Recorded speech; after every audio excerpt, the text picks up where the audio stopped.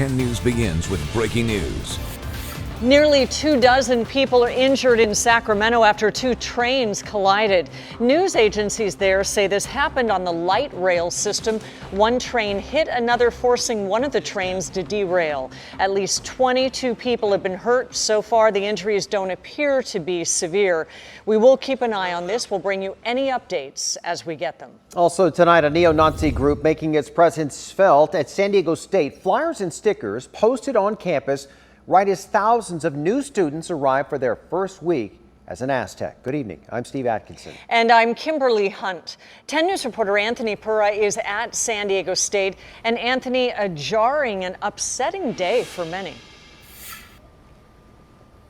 It was very upsetting for many, of course, but I want to tell you that we did learn the name of the group, but we're not going to say it because we don't want to give them any publicity for this. I can tell you that they've been labeled a white supremacy neo-Nazi group according to the Anti-Defamation League, and last night they had their eyes set on San Diego State. A San Diego State student sent 10 News a picture of what they found near one of the lecture halls. We've blurred out the name of the neo-Nazi group behind the sticker. You know, I would like to be surprised, but I can't say that I am. It's just the attitude of a lot of people, and those kind of people are feeling more and more vocal these days. At first glance, it doesn't have the traditional images associated with hate groups because it was meant to fly under the radar, but it didn't get past university officials. They say flyers and stickers from the white supremacy group were found throughout campus Thursday. Some were found at the Women's Resource Center and Pride Center. Staff found the stickers in the morning and they've been removed, but you can see the residue left on the Pride Center's door. Whoever put it there was determined, as the front gate is locked at night. Seemed incredibly targeted, especially seeing as though they're probably safe spaces. Almost like a warning sort of thing, this is not your safe space, which is kind of disgusting. The messages put out during San Diego State's Welcome Week as thousands of incoming students were moving into campus. I feel like it's definitely planned. New students, that's not what they want to come into, and that's not what this school is all about. Last year, the group spread its flyers and stickers around campus too. The Daily Aztec staff found this one. It seems to be very lightly talked about. I think people are still trying to not let it get to that.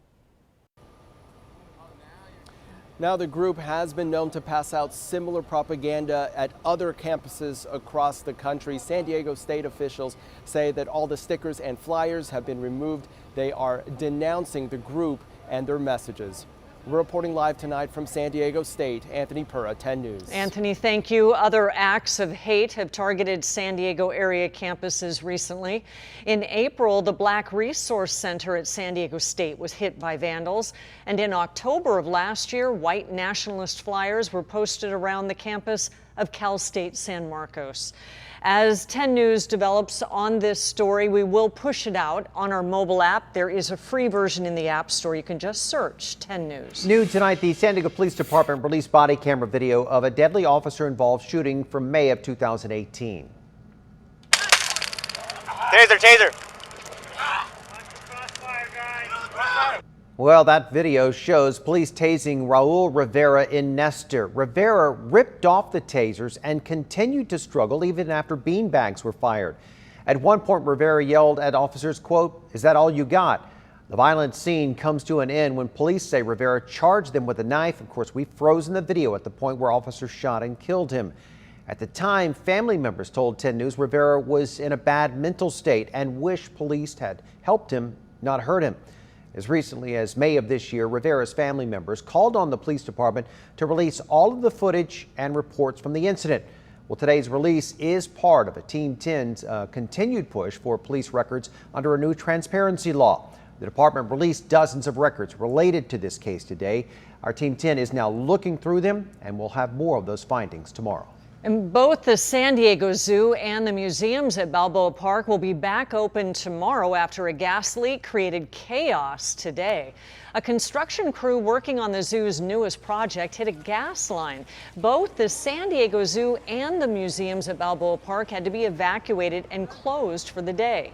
People had come from all over the world for a chance to see the animals. The park gave guests tickets to the safari park to comp them for the day.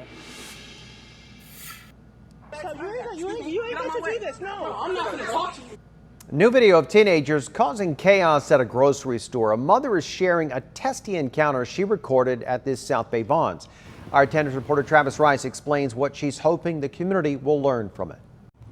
Good evening. The mom says she's sharing the video in hopes that the teens' parents will see it and also to discourage this sort of behavior. Stop! Stop! Stop! It's exactly how you're not supposed to leave the grocery store. Kids do stupid things. This mom wants to stay anonymous and says she started recording after she heard the teenagers make a scene after the manager at Vons wouldn't let them buy liquor. Everybody kind of rushed outside. I knew that it was getting ready to be a confrontation. So that's when I opened up the video camera in the hopes that it would de-escalate the situation. She says the teens were cursing, then shoplifted items from the front of the store in protest. But by the time it got to the front and the products had been thrown to the ground, that just took it up another level. So there was back and forth, but the back and forth then included a comment that was racially insensitive. Hey, learn proper English. That incited the situation because the boys were walking away.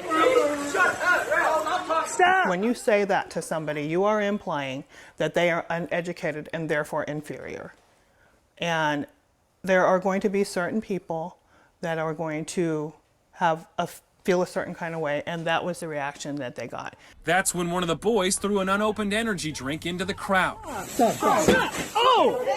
Stop! That would have been a whole different level. It would have been assault, and anything could have happened. That can could have hit anybody.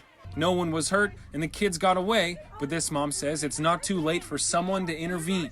Somebody could have really got hurt. And at the same time, though they are responsible for what they do, they're still our kids. We also have reached out to Vons Corporate to see how they are handling the matter and are waiting for comment back. In Otay Ranch, Travis Rice, 10 News. All right, the cook accused of plotting to unleash a deadly attack at a Los Angeles Marriott now faces 4 felony counts.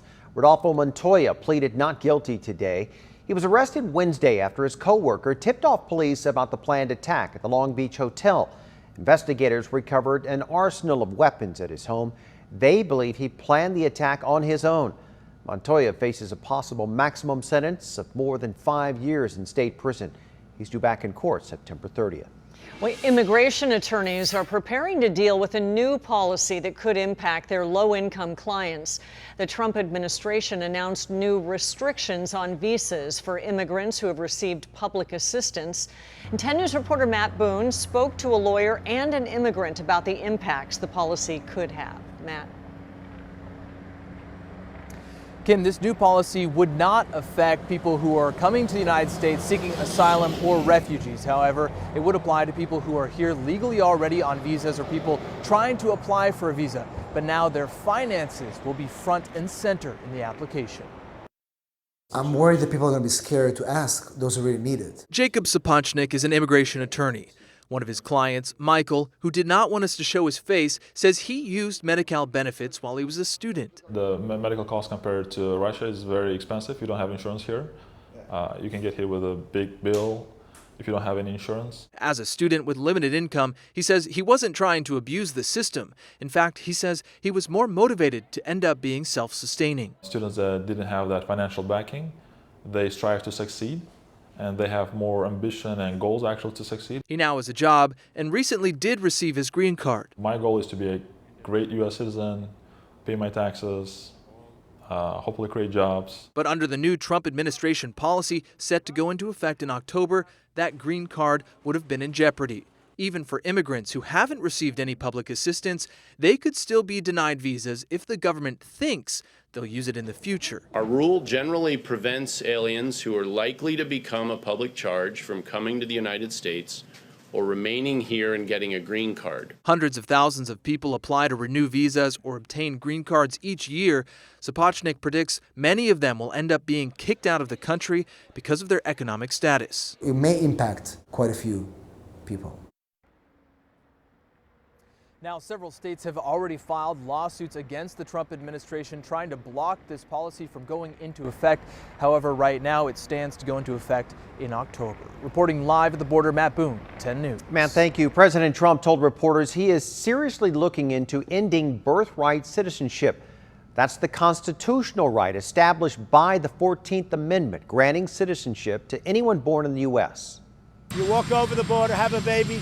Congratulations, the baby is now a U.S. citizen. It's frankly ridiculous. The ACLU sent a statement to 10 News that reads in part, by merely proposing it, President Trump is trying to turn back the clock to one of the ugliest, most shameful periods in American history. The 14th Amendment was enacted to guarantee citizenship to persons born in the United States without regard to parentage, skin color, or ethnicity. Should the president attempt to end birthright citizenship by executive order, it would be immediately challenged by the Supreme Court.